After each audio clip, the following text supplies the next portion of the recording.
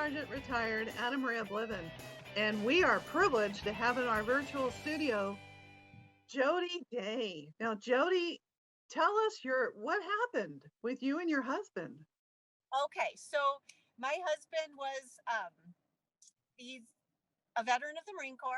He was almost 20 years, and he got out in 2006. And because of his military service, like most veterans, he acquired some, just took a toll on his body, his mental health, and he had quite a bit of back issues. Lower back issues were what he struggled with a lot. And of course, he just had some, I like to say, he was trained to go from 0 to 60 very quickly. And your body has those neurological pathways that stays in remembrance. So stress is stress. When you're in the military, when you get out of the military, kids, a job, a tiny frustration that the body just responds in the same way. Jody, you also said something about emotional baggage. So the emotional baggage. It's the first time in all of the time that I've interviewed people that has even come up.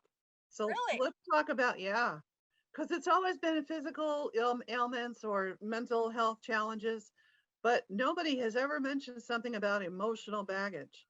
And that's the perspective of a military spouse. So this is interesting. This is key. So let's also discuss that as well. Yeah, and I can wind that in.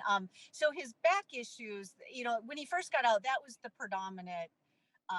It took a toll on him. He couldn't function. I mean, he was in his late 40s, looked 10, 15 years older than he was. You just saw him wearing the pain on his face.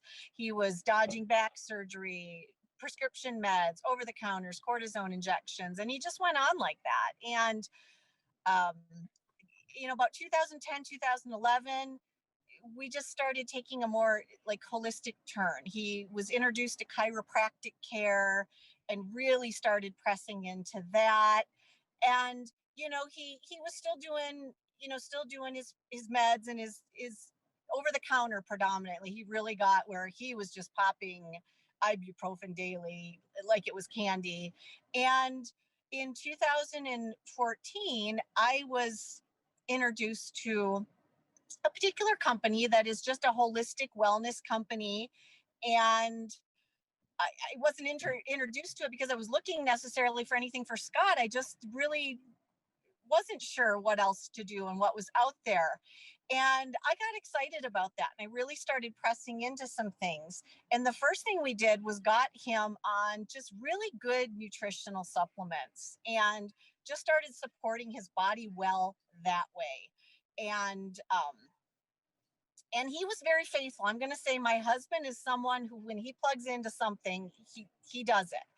And he was very faithful with that. And then we started using essential oils for sleep. So he was using the combo of the supplements and the oils for sleep. And boy, I will tell you what, he started sleeping. I've known my husband since I've been 15 years old. I'm 53 now. And in the last 5 years, I have watched him fall asleep. That never used to happen.